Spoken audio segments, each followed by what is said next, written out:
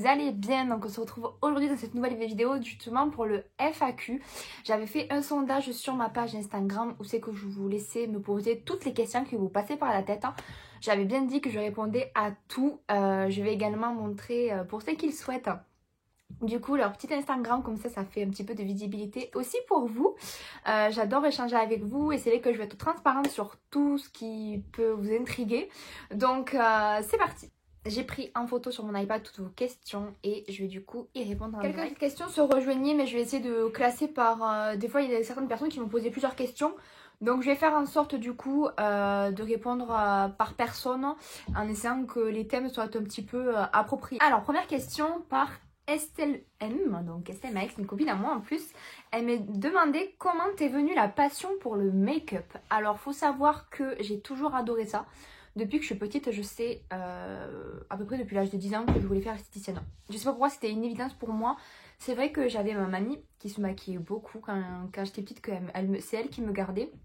J'avais pas de nounou ni quoi que ce soit, c'était vraiment mes mamies qui s'occupaient de moi. Et du coup, c'est vrai que elle se maquillait beaucoup, elle prenait beaucoup soin d'elle et j'ai toujours en admiration devant ça. Et c'est vrai que lorsqu'elle se maquillait, j'étais toujours à côté de ses pieds. Enfin, j'étais toujours en train de trifouiller un petit peu son maquillage. Donc là d'où est venue la passion pour le make-up. Ça a été transmis, je pense, de génération en génération, notamment par ma mamie, donc la maman de ma maman. Ensuite, c'est Eva dans le mur qui m'a posé deux petites questions. Donc la première, c'était: tu travailles pour Marionneau, c'est grâce à leur compte que tu as gagné de la visibilité. Alors, faut savoir que, effectivement, pour celles qui ne sachent pas encore, je suis ambassadrice des réseaux sociaux Marionneau avec Kautar. Donc, c'est-à-dire que je leur crée des contenus, sachant qu'il y a eu un recrutement interne, c'est-à-dire que j'étais déjà dans l'enseigne Marionneau. En tant que conseillère, j'avais déjà mon compte Instagram qui était développé à peu près, je crois que j'avais 17,5K. Que j'ai développé, on va dire, de mon côté sans l'aide entre guillemets de Marionneau.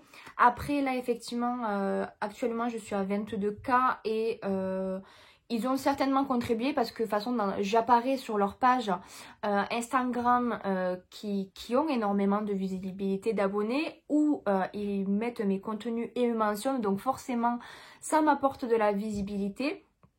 Après, je ne sais pas, je pourrais pas savoir approximativement combien j'ai gagné d'abonnés grâce à ça, mais ça touche forcément en visibilité. Deuxième question, elle m'a dit: depuis quand es-tu blonde? Alors, cette question m'avait déjà posée en story. J'ai commencé à faire le tie and dye qui était très tendance à l'époque.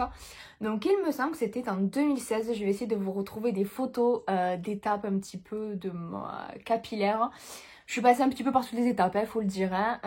Donc c'est vrai que j'ai commencé par un tie and dye. Donc c'était, vous savez, le plus clair en bas et votre base plus foncée en haut. Donc je vais essayer de vous montrer une photo juste ici. Ensuite, c'est vrai que j'ai petit à petit remonté le blond et petit à petit je l'ai éclairci. Avant, c'était ma couleur naturelle. Après, j'avais fait une couleur qui s'estompe au bout de plusieurs shampoings et c'était sorti un peu même brune. Donc, j'étais très foncée. Et après, je suis passée au blond et c'est vrai que j'ai du mal à m'attacher. Je trouve que ça m'éclaire davantage le visage. Là, j'ai d'ailleurs remonté mon blond assez récemment et c'est vrai que j'ai du mal à m'en passer. Il y a Gasper qui m'a fermé ma fenêtre. Une question très intéressante de Lisa Vidouille. Elle me dit: comment tu gères ton Insta plus ta vie professionnelle? Cœur sur toi. Alors, faut savoir qu'au tout début, j'avoue que j'étais... dès que j'avais un petit temps de vie perso, quoi, en gros, mes jours de repos, le soir, entre midi et deux à ma pause, le dimanche, je consacrais vraiment toute mon énergie à mon Instagram. Vraiment, ça me prenait énormément de temps. J'avais presque plus de vie sociale concrètement au développement de mon Instagram. Mais du coup, depuis que je travaille chez Marionneau, j'ai la chance en fait dans mon contrat de travail. Donc j'ai un contrat, je suis en CDI 35 heures, donc en tant que conseillère beauté. Mais depuis 2 ans maintenant, avec mon contrat d'ambassadrice Marionneau, sur mes 35 heures, j'ai du coup 40% de mon temps de travail dédié en fait au contenu vidéo. Donc ce qui me permet de créer des contenus pour Marionneau. Mais ces contenus-là, la plupart du temps, je vous le partage également sur ma page parce que c'est du travail, c'est des choses qui me plaisent. Je fais en fait, ce qui est magique, c'est que je fais un travail qui me plaît, qui me passionne. Et du coup, ça me permet en fait de m'alléger sur mon temps libre, d'avoir vraiment un vrai jour de repos. Donc souvent c'est le dimanche où je sais que je lâche du lest. Sur mon jour de repos de la semaine, des fois j'écris des contenus avec les partenariats que j'ai pour d'autres marques. Mais c'est vrai que ça m'a beaucoup allégée. Et du coup ce que j'ai, c'est que sur mes 35 heures, donc j'ai 40%, ça équivaut à 14 heures à la semaine, et qui sont dédiées du coup à mes contenus. Ensuite, une question de HN Virginie. Alors, qu'est-ce que tu conseilles pour réussir sur Instagram? Alors, j'avoue qu'à l'heure actuelle, avec cet algorithme de merde, excusez-moi du terme, c'est un petit peu compliqué, j'avoue. Mais ce que je conseille déjà, prioritairement, c'est la visibilité de votre contenu. C'est-à-dire que si vous avez 3 publications avec un feed qui n'est pas harmonieux, ce n'est pas attirant. Donc si vous voulez l'harmonie de votre feed, donc le feed c'est vraiment votre page avec vos photos, soit harmonieux, donne envie en fait d'être suivi par rapport à la beauté de vos photos, au thème énoncé. Moi c'est vrai que moi c'est plutôt l'axe beauté. Maintenant je développe un petit peu les outfits, voilà, quelques fois ma vie personnelle, etc. Mais c'est vrai que premièrement, avoir un feed harmonieux, je trouve que c'est la base. Ensuite, pour avoir un feed harmonieux, il faut être actif, donc tous les jours, alimenter en fait en mettant sur une nouvelle photo, que ce soit en photo ou en vidéo, en story. Les réels marchent beaucoup aussi ces temps-ci. Active également en story, donner envie, donner du partage. C'est aussi être dans l'échange, la communication avec du coup les personnes que vous avez en face de vous, parce que certes ça reste virtuel, mais c'est important de vraiment avoir une communication avec les autres, c'est le but aussi. Voilà, après c'est vrai que moi ce qui m'a développé c'est ma passion, parce que j'ai la chance de travailler déjà dans l'esthétique, et d'être passionnée par ça, donc de vouloir transmettre ma passion m'a permis aussi, voilà, de peut-être bien, je pense que c'est ça qui m'a permis aussi de me développer. Quand on sent que c'est sincère et que ça vient du cœur, ça permet de vachement se développer sur les réseaux sociaux.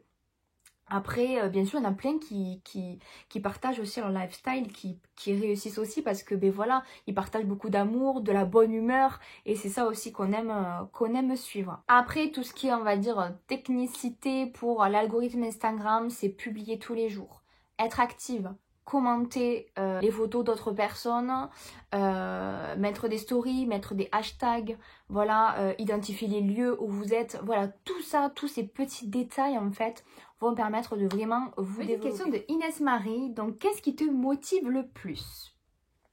Alors, qu'est-ce qui me motive le plus? J'avoue que je réfléchis un petit peu en lisant ta question. Je sais pas si tu parles de motivation personnelle dans ma vie perso ou par rapport à Instagram, à YouTube, etc. Mais de ce côté-là, ce qui me motive vraiment le plus, voilà, c'est les retours en fait. Les retours que j'ai, ça me donne envie de faire tellement plus à chaque fois. Ensuite, question de le test et les vies d'édite. Alors, quelle est ta marque de cosmétiques préférée que tu choisirais en premier? Alors j'avoue que le choix est tellement compliqué, parce que chaque marque a un produit fétiche en fait. Chaque marque a son produit leader. Très très très compliqué pour moi de choisir.